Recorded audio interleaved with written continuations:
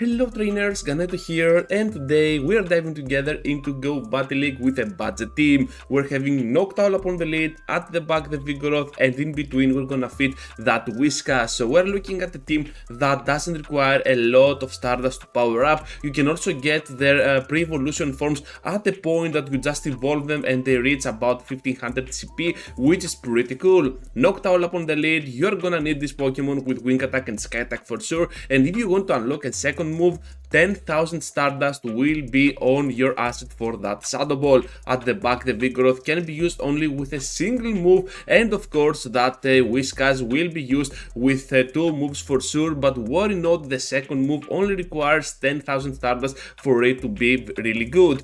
So we're gonna have Vigoroth here coming in pretty clutch, and you might see that we're having Bulldoze on our moveset. However, we're never gonna go for it, just straight Body Slam, because for this matchup obviously Bulldoze is the better move, but still you can see that Body Slam is the main way to go, and we're gonna focus on that matter most of the time. We're having now Whiskas coming in, able to do some super effective damage with those mouth shots, while we can take pretty much whatever they throw. And now what is there at the back? Can we overcome that final obstacle, trainers? And it is gonna be the Stunfisk, yeah, so that's gonna be a pretty nice first game.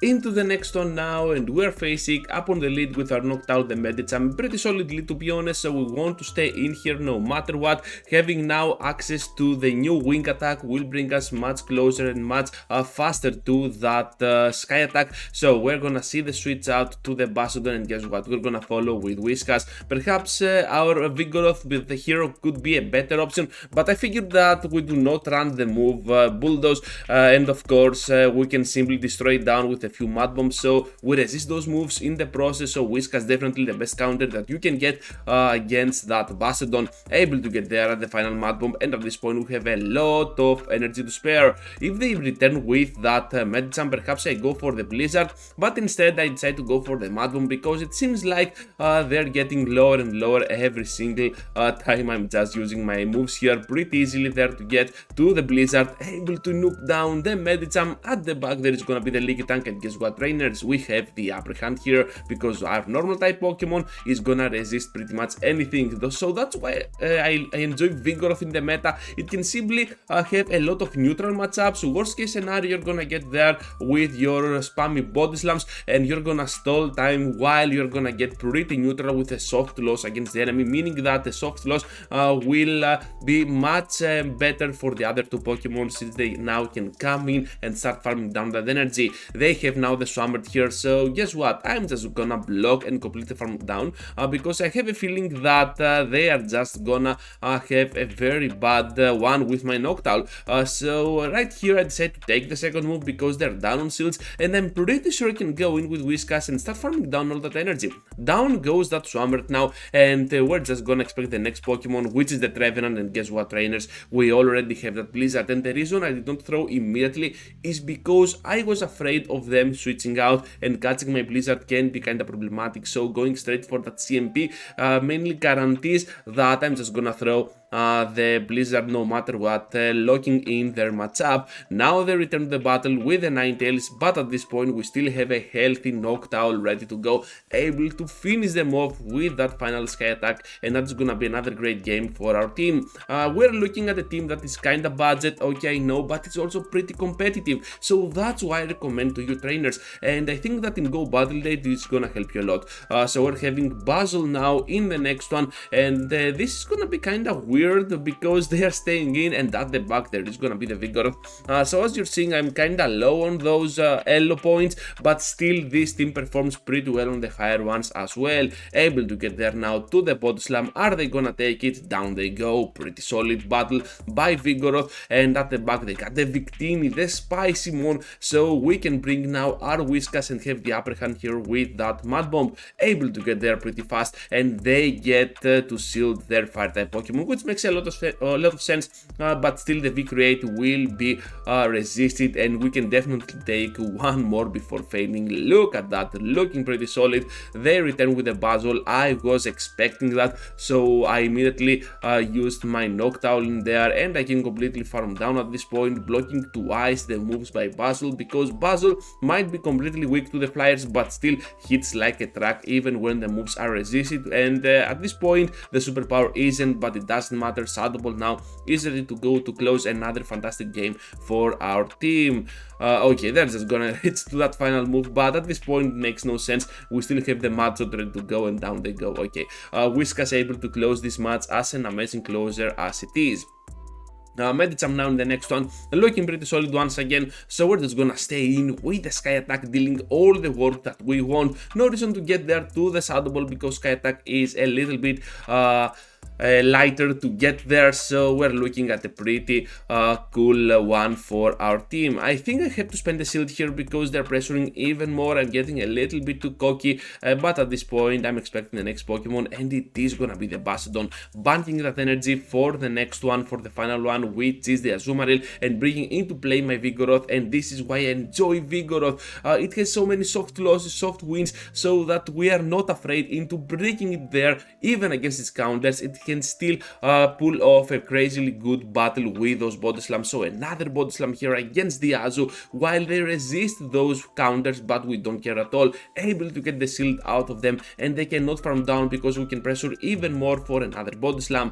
Down goes the Vigoroth, but to be honest, it really did its job. And now we have the Whiskas over that Bastiodon, which is pretty good news for me. Bastiodon comes into the fight. We got the Mud Bombs, and they are not leaving. Why are you not leaving, trainer? What are you doing here? What is this? I think that after this they're gonna leave for sure. So Stone Edge coming in, we resist it, and yeah, here is the goodbye session by this trainer. Noctowl against Porygon 2 against the next one, and oh boy, I remember this one. So we're just gonna go straight for that Sky Attack because this Pokemon is extremely glassy. They cannot take the hits that easy. We're gonna switch out now to the Vigoroth. I don't know why I did that, but I guess I had a plan at this point. Gonna get there now to the Body Slam once again. No reason to get to another move, because just imagine we carry only one move, one charge attack on our Vigoroth, and of course Bulldoze could be resisted, so no reason at all to go there. So here comes now the move. It is gonna be the Flame Charge, which means now that we can reach to another Body Slam, and as you can see I tried to take the maximum out of my counters in between those Incinerates. So we're gonna bring that Hollow Flame extremely low, at a point that we will try to farm it down with our Pokemon. Gonna block because the first one can always be a Brave Bird at this amount of energy that they have. Gonna charge up a little bit more, which gives me time to get to the Sky Attack, and that's gonna be pretty cool. We're looking at a very nice closing scenario for me, so if only I can mess this up, can go pretty wrong. So here comes now my Whiskas, and guess what, trainers, I am already messing it up. So they're gonna get to the Tri Attack, another debuff on my Whiskas. I think this debuff is not guaranteed, but still it was feeling like it was guaranteed. Anyways, gonna get there now to the Blizzard to do a massive amount of damage to that Swampert, and of course now all I need to do is to reach that Mud Bomb and finish it off. So I decided to block here the Hydro Cannon, which is kinda a mistake I believe, but it doesn't matter. Another one to hit my Whiskas, and at this point I'm just gonna finish them off with my Sky Attack. All I need to do now is to farm down that Porygon, right? And guess what? They farmed some energy before, so that was a pretty nice play by my enemy, and they absolutely outplayed me there with that Porygon 2. Pretty solid play into the next one with the Azumarill up on the lead. Even with the Ice Beam, this is kind of a favorable matchup for our Noctowl, so I'm just gonna go straight with the Sky Attacks, not expecting them to switch out soon. So I'm just gonna throw those moves. Able to get there now to the first one. What is it gonna be? And it's a Hydro Bomb, big move, so that means they do not run at all the Ice Beam. That's big news for me, but still you can see that it puts me at pretty much the same amount of HP that Ice Beam could put me. So I'm just gonna pressure even more with the Sky Attacks. Down goes the Azu, no shield spent yet, which gives me some time to go ahead and bring Vigoroth into the battle. The reason I brought Vigoroth here is because I know that whatever there is at the back might be weak against Noctowl. That was too easy for the Azumarill to feint, and they were pretty happy with the amount of HP I had on my Noctowl, so perhaps I can preserve it for the end game. If they have something like a Mud Sotter at the back, I can resist it by a lot and still reach to another move with my Noctowl. So definitely keeping alive my Noctowl here is gonna be a very nice choice. And of course we got the Vigoroth, which can go in pretty much all the time and start spamming those body slams. We're gonna be able to eventually take out the Chaltaria, but now they have a shield while we have none, and at the back they got the Hypno. Are you kidding me? This is not looking that well, but they get to the Thunder Punch. Why did you do that? Perhaps they have the combo of the double elemental punches with Thunder Punch and Fire Punch. Doesn't matter, able to get there now to that Mud Bomb. They decide to pressure even more here with another Thunder Punch. Thank goodness they do not have the Shadow Ball. Otherwise, this could be an already settled match. So I'm just gonna pressure now even more with another Mud Bomb. Can we get there now to that final one and finish them off, trainers? Yes, we can, but they still have that one shield, so we're just gonna take the shield out of the way and we just need to survive a little bit here with our two Pokemon, because one move goes for the Vigoroth and they cannot reach to another one, so Noctowl will get there to the farm down, and that was gonna be a very close win. Trevenant against our Noctowl, you love to see it, and now we're gonna switch out to our Whiskas against that Red Steel. Perhaps that was a mistake, perhaps our Vigoroth could be a better option, but I figured that Focus Blast could easily one-shot us down, and I did not want that, so at this point I'm just gonna throw my double Mud Bomb here and still have a chance to reach to that Blizzard against the Trevenant. Down goes the Reggie, gonna pressure for the Blizzard, instead going for the Mud Bomb for some weird reason, but they decide to throw, and I'm like, you know what, just bring it on, I don't care at this point. I still have that Noctowl over your Trevenant, which is a complete wall to that Pokemon, and they got the Galvantula at the back, which means now that we have to pressure a lot with our body slams. I'm pretty sure that 3 volt switch is charges up 1 charge attack, so we can take advantage of that, and I'm just gonna be able to pressure even more here. We took one shield out of them, which gives me some time to think, and at this point I'm just gonna keep my shields for the Noctowl, because I know that those Volt Switches are gonna do a lot, but to be honest, that Revenant is no threat at all. Gonna get there now to the Skytack, because they're getting super close to another move, and we do not want that at all, and even debuffed, this is gonna be a very favorable matchup, even with that HP difference for our Noctowl, able to get there to the move and absolutely finish off the Trevenant. Into the next one now, Noctowl against Medicham. Once again, you'll love to see it, but to be honest, it's kind of an iffy matchup. It all depends on the moveset of the Medicham. If they carry the move Ice Punch, this can always be on the favor of the Medicham, so they're gonna block the first one. Okay, I see you. Now they get to the Power Up Punch. What is wrong with you, trainer? So we got the time to go for another one. If we let that slide through, well, it might be kind of problematic for my team, because those Power Up Punches are really charging up pretty fast, so I might want to spend the shield here, able to reach that final Sky Attack and finish off that Medicham, because too many power-ups for that Medi, and they can definitely be problematic for my backline. Now they go in with the Skarmory, and guess what, trainers? We got the Vigoroth, able to do some solid damage with its neutral moves. Those normal type Pokemon are always pretty good as a safe switch, because they do not have a lot of weakness, only one in particular, and that's gonna be the Fighters.